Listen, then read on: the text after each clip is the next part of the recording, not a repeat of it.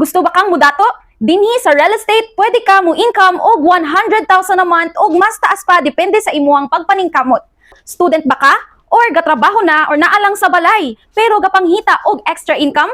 Chance na ninimo. Kay dinhi sa AJS Realty, tabangan ka namo nga mo successful sa real estate. Ga-provide me og trainings and guidance for free. Mutabang pod mi sa inyuha during site tours. Need lang ka og cellphone, social media, and internet. Makastart na dayon ka dinhi. Mo-earn ka dinhi og commissions, cash incentives, travel incentives, car incentives, and gadget incentives. Karon akong ipakita sa inyo ha ang incentives nga makuha ninyo sa kada developer. Mauni, tan-awa.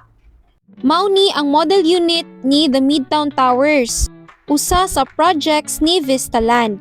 If makahalin ka og 1-bedroom prime, you will earn as much as 33,195 cash incentive. Dinhi na pod ta kang The Loop Towers, kang Vistaland gyapon nga project. Kani siya is mauni ang unit nga 2-bedroom. So if makahalin ka ani og usa ka unit, you will earn as much as 49,040 nga cash incentive.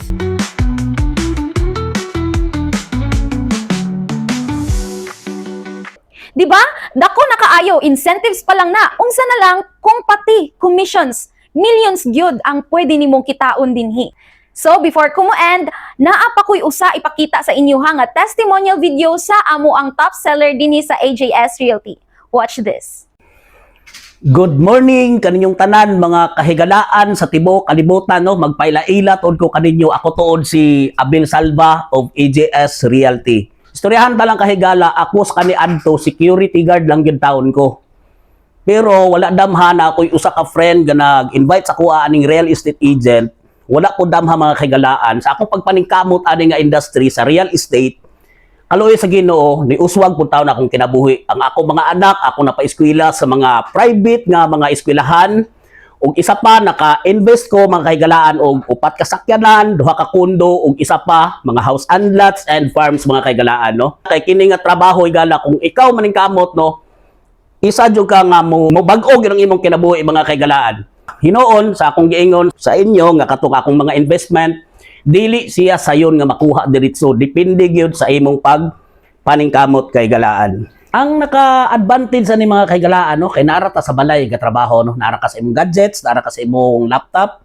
So kung bisan pag mo malaag ka, maadto kag mall or mag out of town baka mo sa imong mga pamilya nimo, sa imong mga anak, kining madala-dala gid imong trabaho mga kahigalaan. Bisan asa ikaw paigod no.